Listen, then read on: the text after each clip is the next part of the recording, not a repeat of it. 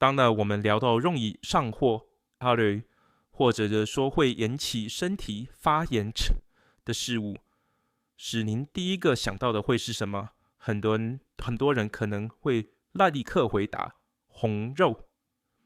我们经常听到各种建议，说要少吃牛肉、猪肉，觉得它们是导致身体出问题的元凶。但如果我今天告诉您，在一份真正会点燃我们身体满心火灾的事物榜单里，普普通通的红肉，甚至都派不上猪脚，在它前面还曾有好几位隐藏得更深、破坏力更强的纵火犯。这些东西，我们可能每天都在毫无防备地吃下肚。今天，就让我们一起来解开这些隐藏在日常饮食中，真正伤害我们肠道、破坏我们健康的发炎事物的真面目。并且，我还会分享一套最有效的自然疗法，来帮助我们扭转局面，重视健康。在进入主题前，如果您真心关心自己和家人的健康，请先点选下方的订阅按钮，并开启通知，这样就不会错过未来更多实用的健康知识了。在这里，我们直接是那些主流媒体很少会坦诚告诉你的健康真相。如果你喜欢我们分享的内容，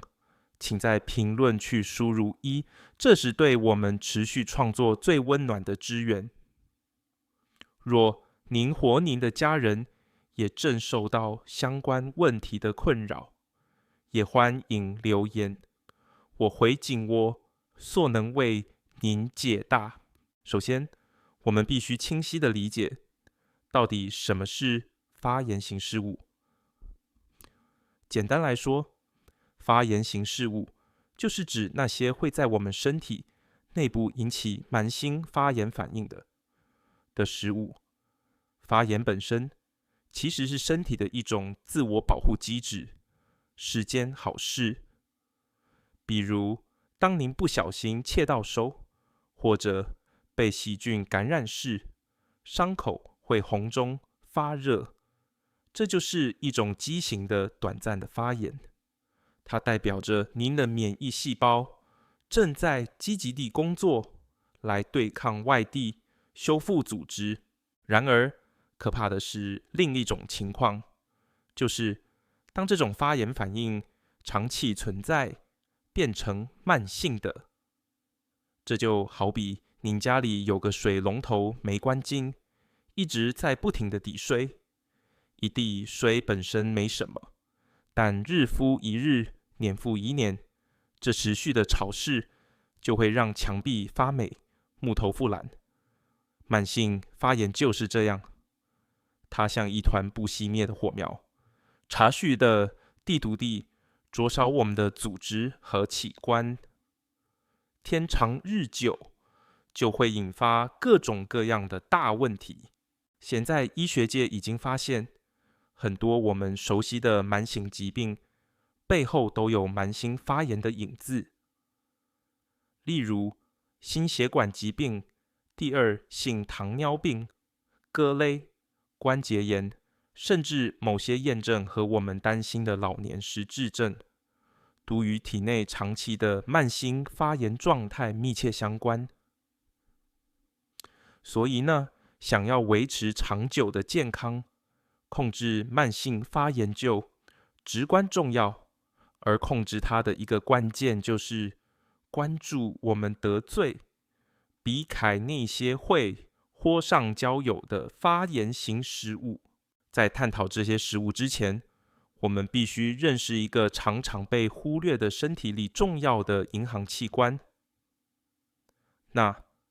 就是我们的肠道菌群。您或许听过，我们每个人的肠道里都住上百兆的细菌，它们组成了一个庞大而复杂的微型生态系统。这些小小的菌群，平时虽然默默无闻，却对我们的健康起出决定性的作用。它们帮助我们消化食物，制造必需的维生素，并与我们的免疫系统紧密合作，保护我们免受有害病菌的侵袭。一个健康、平衡的肠道菌群，就像一个管理有序、和谐共处的社群，里面的好居民，益生菌是守护者，而坏居民，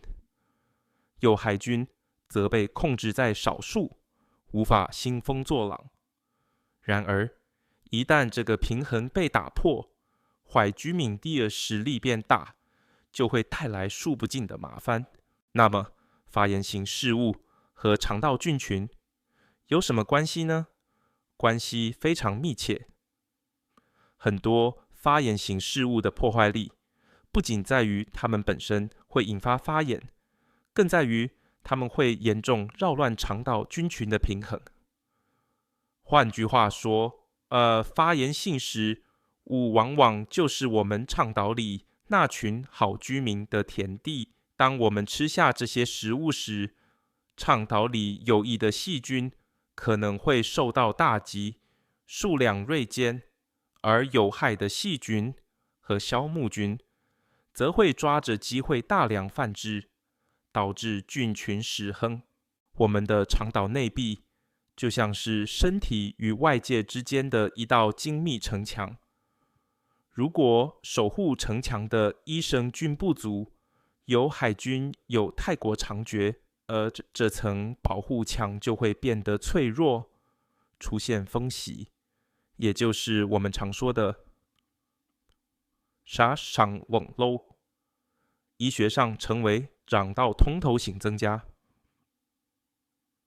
结果就是各种不应该进入血液的有害物质、微消化完的食物残渣就乘虚而入，进入到我们的循环系统。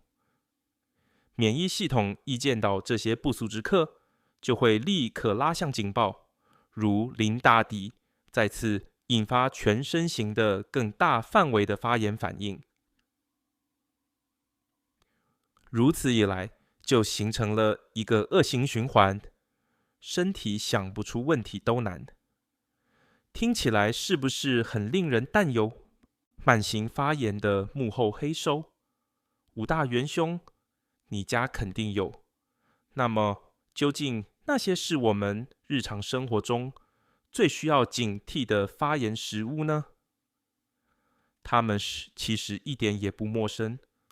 就藏在我们的餐桌上、办公室的抽屉里、零食袋和饮料瓶里。让我们一个一个地把它们救出来。首先，是精制糖，它绝对是榜上有名的大户。白砂糖、玉米糖浆、高果糖浆，这些被提纯、加工过的甜味几无处不在。从蛋糕、饼干、含糖饮料，到我们做菜用的番茄酱、沙拉酱，都藏着它们的身影。为什么说糖是发炎的火药呢？当我们摄入过多糖分，血糖会急剧升高，这会迫使我们的胰脏分泌大量胰岛素来降低血糖。长期保持这种高糖饮食，会导致细胞对胰岛素变得麻木，也就是胰岛素抵抗，血糖就经常维持在高位。高血糖环境会直接损伤我们的血管内壁，引发发炎。同时，多余的糖分子还会和体内的蛋白直接合，形成一种有害的物质，叫糖化终产物 AGS。它们就像铁锈一样，会让我们的组织变脆老化，并强烈的刺激发炎。此外，糖是坏菌和小母最喜欢的食物，吃太多糖，就像在肠道里给有害菌办了一场盛大的宴会，而益生菌却在旁边挨饿。研究明果却发现，高糖饮食会显著降低肠道有益菌的多样性，增加有害菌的比例，破坏菌群的平衡，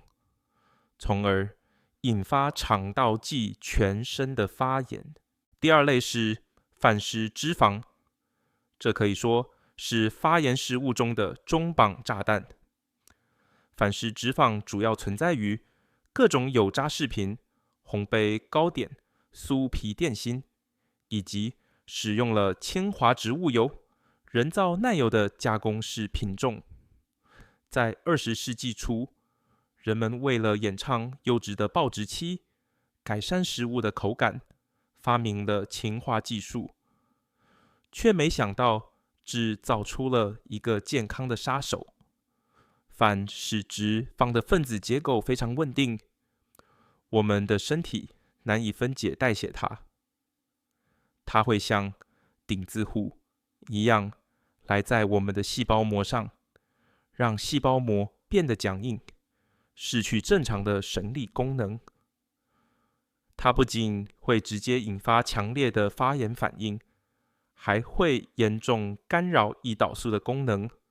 是增加心血管疾病风险的罪魁祸首之一。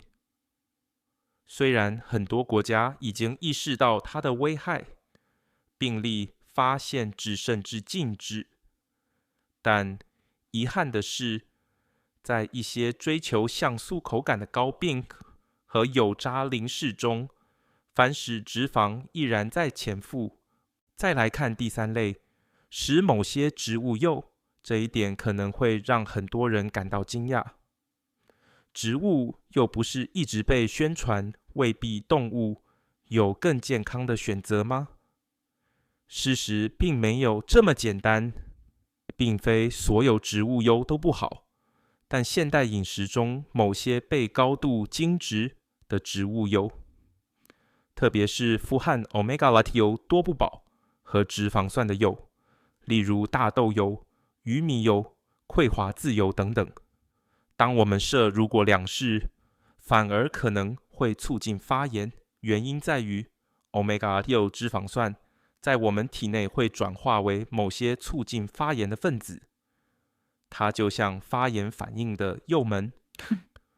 适量的 Omega 6是必须的，但问题出在比例上。我们的祖先饮食中 Omega 6与 Omega 3抗发炎的刹车的比例可能是1:1或2:1，而今天很多人的饮食比例达到了惊人的20:1，甚至更高。这就好比我们体内的油门杯踩到底，而刹车却失灵了，发炎的开关被开启就很难关闭。更糟糕的是，这些油的化学性质往往不稳定，在被反复高温加热用来煎炸时，会产生大量的氧化物和自由基，进一步刺激身体的发炎。第四类是加工肉品，像熏火腿、培根、香肠、热狗。这些经过盐制、熏制或添加了化学防腐剂的肉类产品，也是发炎型食物的常客。世界卫生组织早在2015年就将加工肉品列为已机制厌恶，7部分原因正是因为它与消化道炎、郑克尔曼性发炎的密切关联。加工肉通常含有高盐分、高饱和脂肪，或含有亚硝酸盐这类添加剂。亚硝酸盐在我们的胃里可能会转化为脂，盐物质亚硝苯，刺激肠道并引发发炎。同时，这些肉品在高温烹调或熏制的过程中，还会产生多环芳香烃等有害物质，进一步损害我们的肠道细胞。有研究发现，大量食用加工肉的人，其肠道内某些会产生有海带疖物的细菌比例会更高。所以，当您早餐吃1根培根，午餐三明治里加几片火腿时，可能已经在无形中给肠道增加了沉重的负担。看到这里，您可能会问，全球第一名的发炎事物到底是哪一个呢？食糖、繁食、脂肪，还是加工肉？它们每一个都最壮类类，难分播种。但事实上，真正最可怕、最应该被它被称为发炎之王的是现代的炒加工食品，因为它们往往是前面所有坏处的集合体。你想一想，你爱吃的披萨、汉堡、炸鸡、薯片、蛋糕、汽水，这些饰品是不是往往同时含有大量的精致淀粉、核糖来源、不明的劣质油脂、各种化学添加剂，甚至还可能残留弄这些炒价供饰品，简直就是为我们的身体量生定做的发炎大杂烩。因此，如果要选出发炎失误的冠军，恐怕非炒价供饰品莫属。正是我们对这些方便、美味的加工、垃圾食品的沉迷，才让我们一步步陷入了慢性发炎的泥潭。让我们再用一个形象的比喻来帮助理解。想象一下，您的肠道是一座泛化的城市，里面住着各种各样的居民、肠道、细菌。有些是勤劳善良的建设者、益生菌，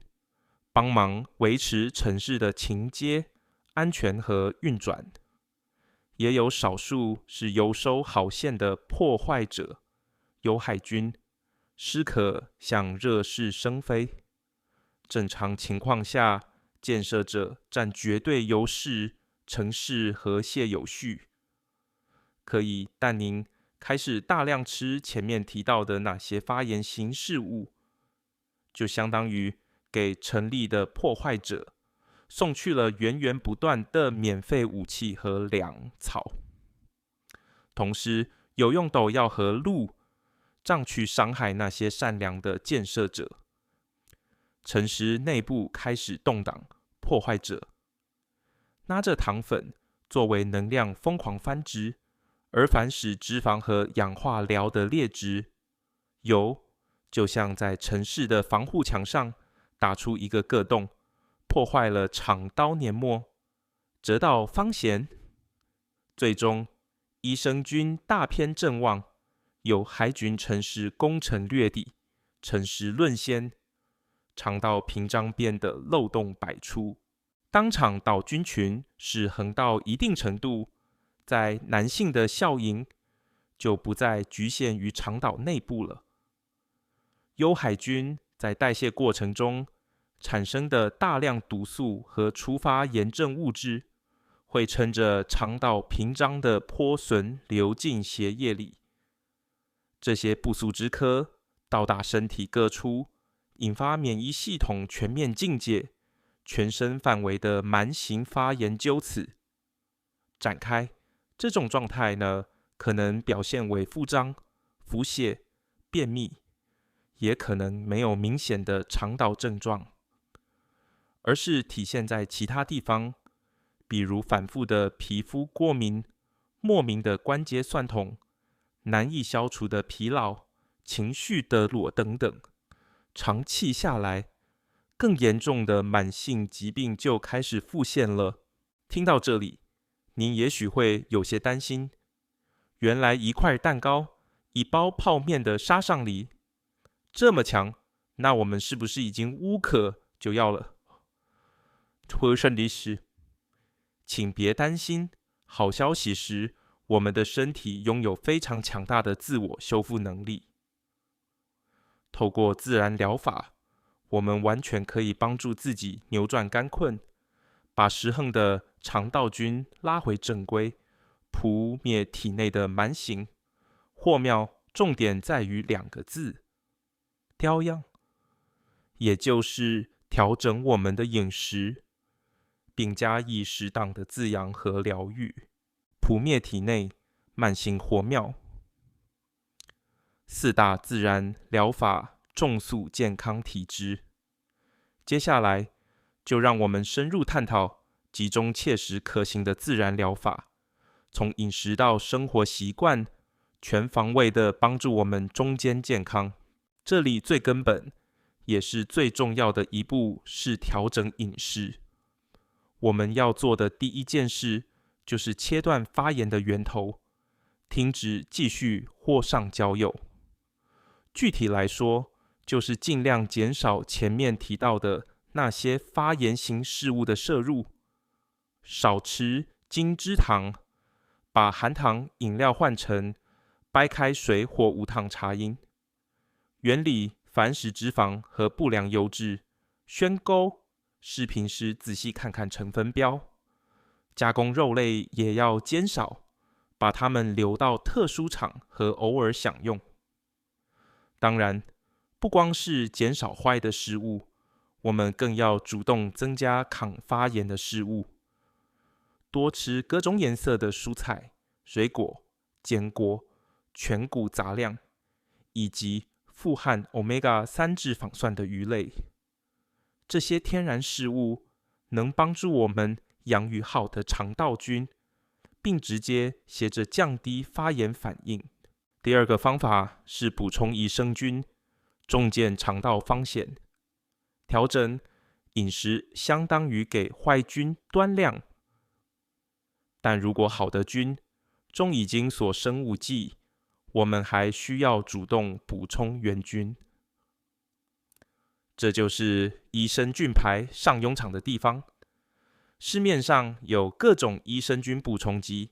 但更天然、更美味的来源是发酵食物，例如无糖的原、味有个、韩式泡菜的石蒜菜、味橙、康普茶等等。将这些发酵食品融入日常饮食，是一种非常简单有效的养菌方式。它们不仅直接提供优异的活菌，发酵过程中产生的有计算等物质，还能创造一个不利于坏菌生长的肠道环境。第三个方法是协着身体的排毒系统。需要澄清的是，我们的身体本身就有完善的排毒系统，主要由肝脏和肾脏承担。我们要做的是减轻他们的负担，并适度的给予支援。首先，要尽量避免新的毒素来源，比如少吃有农药残留的食物，避免过量饮酒，不滥用药物。接着，可以透过一些简单的方法来协着排毒，比如多喝水，水是最好的清洁剂。保证高纤维饮食，善使纤维好比长桃的扫把，能吸附废物并促进排出。还可以长时间血行短食，让肠胃有时间休息和自我修复。第四个方法是善用大自然的草药宝库。许多我们厨房里常见的香料和草药，对于减少发炎、疗愈肠道都很有帮助。例如，薄荷能放松肠胃了，减轻腹胀；洋甘具有抗发炎和镇静的效果；生姜能促进消化、抗发炎；姜黄中的姜黄素是强大的抗发炎高手，而大蒜含有大蒜素，是天然的抗菌剂，可以抑制肠道内的有害菌。我们可以把它们加入日常烹饪，或用来泡茶饮用，潜移默化的帮助身体对抗发炎。说了这么多，您可能发现了一个关键：我们的身体是一个有机的整体，饮食、肠道、菌群、发炎反应、情绪、免疫、代谢，这些看似独立的系统，其实环环相扣，牵一发而动全身。发炎型事物就像潜伏在我们餐桌上的银行刺客，他们削弱肠道的放线，引燃我们体内慢性发炎的战火。而自然疗法则提供了一条温和却有效的出路。好，我们来快速总结一下这支影片讨论的核心。我们吃进身体里的发炎型事物，透过破坏肠道菌群，引发慢性炎症，从而影响全身健康。我们可以透过调整饮食和生活方式，利用自然疗法重建肠道健康，熄灭体内炎火，收获健康活力。最后，希望今天的分享能为您带来一些启发。您的每一个选择都是在为您的健康投票。当您下一次在超市购物时，或许可以多想一想肠道里那些需要支援的好居民，多去选择一些绿油油的蔬菜和新鲜的水果。别小看这些日常的微笑改变，长久坚持下来，原本在体内熊熊燃烧的焰火，必将渐渐熄灭，取而代之的，将是一个充满生机与活力的内在环境。到那时，您不仅能远离发炎事物的阴影，还将收获一个更健康、更有活力的自己。今天的分享就到这里了。如果您觉得本期影片对您有切实的帮助，请不要吝惜您的点赞支持，并请将它分享成给您关心和爱护的长辈们。如果您想继续获得更多像这样经过科学佐证的、实用的、能真正改变生活的健康建议，请您一定订阅本频道。我们下个影片见。